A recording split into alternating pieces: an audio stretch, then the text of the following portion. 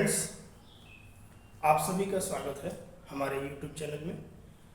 हमारा YouTube channel AK ला classes 1643। मैं काफ़ी दिनों के बाद ज़रूरत समझ में आया मुझे YouTube पर अपना वीडियो बनाने का। आप लोगों के लिए एक मैसेज मैं देना चाहता हूं, जो विद्यार्थी खासतौर से LLB के विद्यार्थी हैं, लॉ के स्टूडेंट्स हैं, LLB और BLLB के विद्यार्थी। LLB के विद्यार्थी अभी छठे सेमेस्टर का एग्ज़ाम हुआ है। छठे सेमेस्टर का एग्ज़ाम हो चुका है और दूसरे सेमेस्टर का एग्ज़ाम होना है। इसमें भी एक जानकारी आप लोगों को होगी। ये जो चौथा और दूसरा सेमेस्टर का एग्ज़ाम 3 जून से होना था, ये 3 जून से स्टार्ट होने वाली जो पेपर था, ये टल गया है। 3 और 4 जून का पेपर टल करके 10 और 11 जून को होगा। मतलब जैसे 3 से स्टार्ट हो रहा था, 3 जून से 3, 4, 5, 6, 7, 8 तक हो रहा था। तो ये जो 3, 4 तारीख को होने वाली पेपर थी जून को, ये पेपर टल करके आगे डेट पर बढ़ा दिया गया है 10 और 11। 10, 11 जून को होगा। बाकी जो पेपर्स जिस डेट पर होना था, जो विषय का पेपर जिस तिथि को होना था, वो एज इट इज़ होगा। जैसे 5 तारीख से जो होना है, अगर 5 से होना है तो 5 से स्टार्ट हो जाएगा, भले ही वो तीसरा पेपर हो या चौथा पेपर है। तो इसमें आप लोगों को बहुत कंफ्यूज होने की ज़रूरत नहीं है, बहुत परेशान नहीं होइएगा, धैर्य बनाए रखिए। और जो मैं आप लोगों को विशेष तौर से संदेश देना चाह रहा था, मैसेज देना चाह रहा हूँ वीडियो के माध्यम से सभी विद्यार्थियों को, कि आप लोग एग्ज़ाम जब देते हैं, अपना एग्ज़ाम लॉ का एग्ज़ाम दे रहे हैं, जो भी विद्यार्थी हैं, दूसरा सेमेस्टर, चौथा सेमेस्टर, या आगे आप लोग बढ़ेंगे, तीसरे 5वें में पहुँचेंगे, फिर छठे में जाएंगे, फाइनल होगा। BLLB के बच्चे हैं, जिनका जो भी सेमेस्टर है, जो एग्ज़ाम्स देने के लिए जा रहे हैं, एग्ज़ाम की तैयारी कर रहे हैं, एग्ज़ाम में बैठ रहे हैं, एग्ज़ाम दे रहे हैं, उनसे हमारा एक कह सकते हैं कि विनम्र निवेदन है, और उनको मेरा सलाह है कि वो एग्ज़ाम में ऐसे बिल्कुल भी कार्य न करें।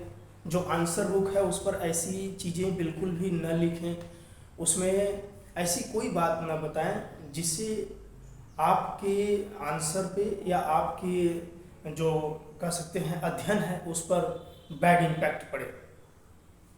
जैसे कुछ विद्यार्थी कॉपियों पे गाना लिख देते हैं, कुछ विद्यार्थी शायरी लिख रहे हैं। मतलब गाना, शायरी, दोहा या चालीसा, इस तरह की बातें न लिखिए।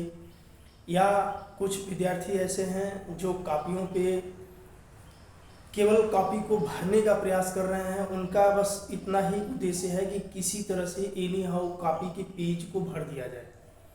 तो वो क्या करते हैं कि बड़ी बड़ी हेडिंग्स में और 1, 2, 3, 4 लाइन, 5 लाइन केवल हेडिंग्स लिख देते हैं, और उसके बाद लास्ट के 2-3 पेज जो बच रहा है उसमें वो आंसर देते हैं, और वो भी एकदम सामान्य सा आंसर है। कुछ विद्यार्थी ऐसे हैं कि वो लिखते कुछ इस तरह के हैं कि बिल्कुल भी इलिजिबल होता है, अनसीन होता है, पठनीय नहीं होता है, उसको पढ़ नहीं सकेंगे, पढ़ नहीं पाएंगे। वो कुछ इस तरह की हैंड राइटिंग होगी, ऐसे ऐसे करके लिखेंगे कि बिल्कुल भी समझ में नहीं आएगा। उनको शायद ये समझ में आता है, या उन्हें ऐसा लग रहा है कि सामने जो व्यक्ति कॉपी का मूल्यांकन कर रहा है, या जो कॉपी चेक करने वाले सर होते हैं, उनको ये भी भाषा आती होगी। तो ऐसी भाषा नहीं पढ़ पाएगा कोई, और ऐसी भाषा न लिखिए जो न पढ़ पाए, जो पढ़ने में समझ में न आए, जो पढ़ने लायक न हो, यानी अपठनीय हो, ऐसा भाषा बिल्कुल प्रयोग न करें। जो भी लिखें स्पष्ट लिखें, और ऐसा बिल्कुल भी ना समझें आप लोग कि जो कॉपी चेक करेंगे, जो एग्जामिनर हैं, एग्जामिनर आपसे कम जानते हैं या उनको पता नहीं चलेगा, वो समझ नहीं पाएंगे या उनकी नज़र उस पर नहीं पड़ेगी, वो देख नहीं पाएंगे, उनका निगाह नहीं पड़ेगा। ऐसी धारणा, ऐसी सोच मन से बिल्कुल भी निकाल दीजिए।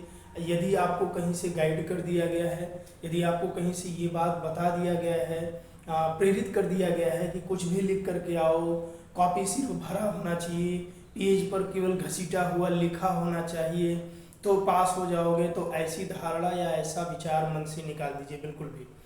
कॉपी पे आपको 100% या 100% यदि आप आंसर नहीं दे पा रहे हैं, एग्जैक्ट आंसर नहीं दे पा रहे हैं, तो आपका प्रयास यह होना चाहिए कि जिस विषय से, जिस सब्जेक्ट मैटर से रिलेटेड आपका क्वेश्चन है, जिस सब्जेक्ट से है, जिस मैटर से है, जो क्वेश्चन है, तो क्वेश्चन से रिलेटेड आपका आंसर होना चाहिए, उसी से रिलेटेड आप आंसर दीजिए। आप प्रयास करें धाराओं को याद रखें, आप प्रयास करें केस लॉज को याद रखें, आप प्रयास करें कि उसकी जो महत्वपूर्ण बातें हैं, जो उसकी विशेषताएं हैं, जो उसका उद्देश्य है, उसकी परिभाषा, उसका अर्थ, उसके लाभ, उसकी हानि, ये सब आपको पता होना चाहिए।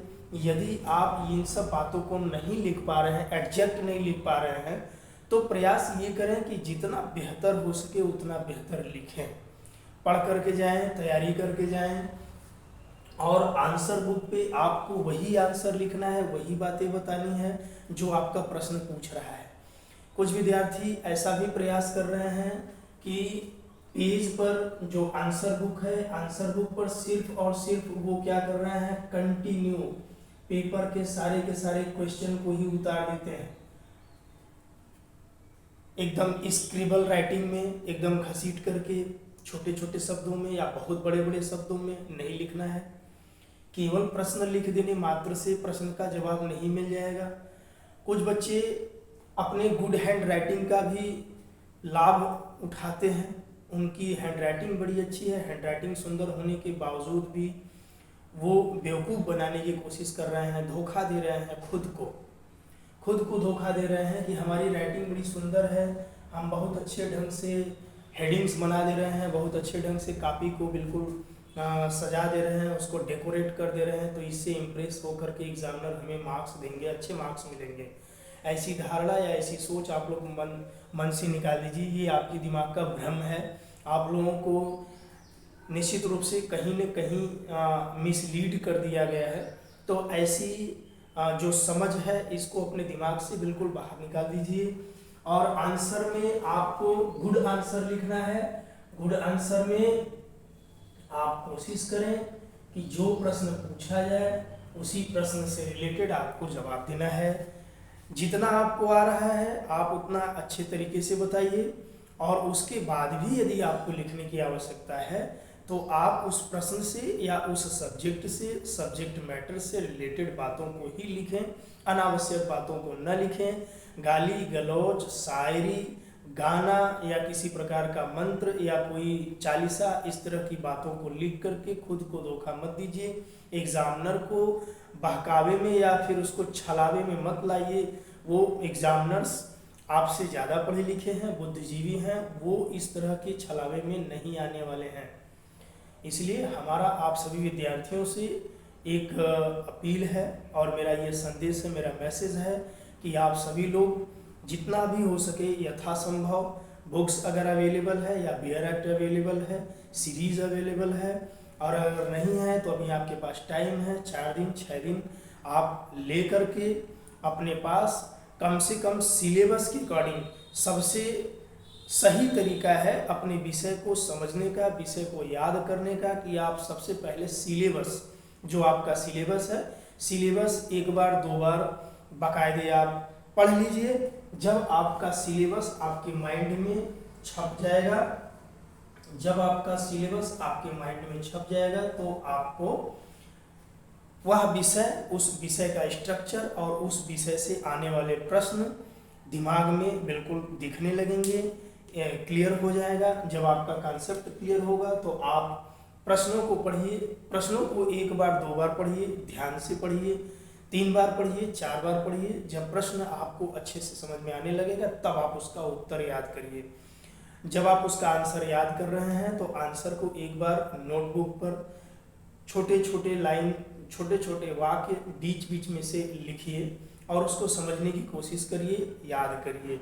और साथ ही साथ हमारा वीडियोस हमारा यूट्यूब चैनल्स पे, हमारे चैनल्स पर हमारे वीडियोस डाउनलोड किए जा चुके हैं। हम प्रयास करेंगे कि कुछ नए वीडियोस भी बनाएंगे और नए मैटर्स के साथ, नए जो है कि ढंग के साथ वीडियोस बना करके सब्जेक्ट से रिलेटेड संक्षेप में जो ज़रूरी बातें होंगी, जो आपको सिर्फ हिंट दे सकेगा, जो आपको कहीं न कहीं चीज़ों को सरल बनाएगा, हम ऐसी वीडियोस बना करके यूट्यूब पर डालते रहेंगे। आप सभी से हमारा एक कह सकते हैं निवेदन है, प्रार्थना है कि आप लोग पढ़िए और वीडियोस देखिए, कहीं से भी देख लीजिए। ज़रूरी नहीं है कि हमारे ही वीडियोस को देखें आपको जहाँ से सुविधा मिले, जहाँ अच्छा लगे आप उसे देखें।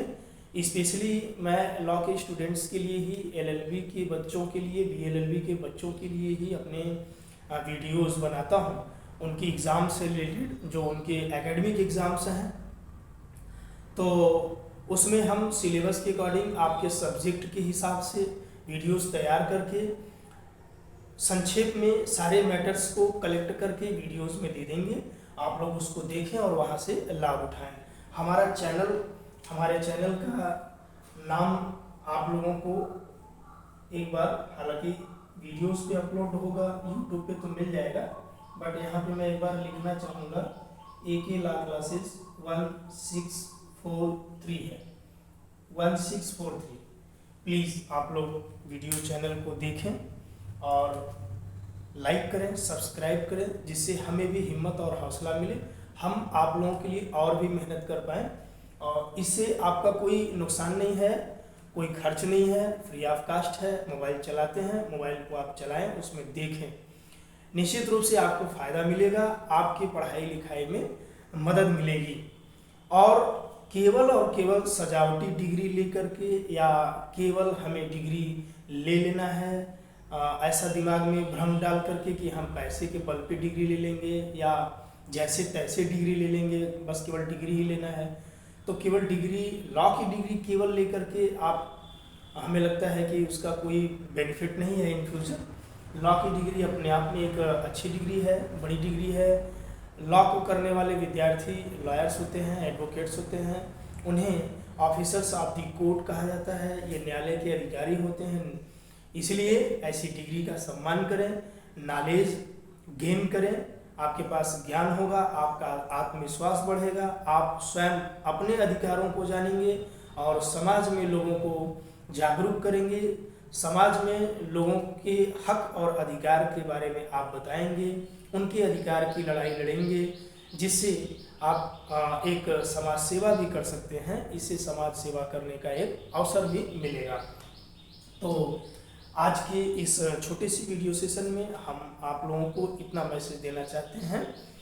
इसके आगे की वीडियोस में हम सब्जेक्ट वाइज, जो कि दूसरा और चौथा सेमेस्टर का एग्ज़ाम होना है, बना करके आप लोगों को वीडियोस यूट्यूब पर हम अपलोड करते रहेंगे। आप लोग वहां से वीडियोस देखें और आप लोग उससे मदद मिलेगा, आपको हेल्प मिलेगी। आप अपनी तैयारी अच्छे से करिए। आप सबको शुभकामनाएं।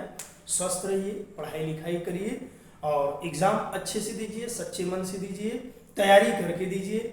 धोखा देने की कोशिश मत करिए, स्वयं को भी, अपने पेरेंट्स को भी, अपने रिलेटिव्स को और अपने टीचर्स को।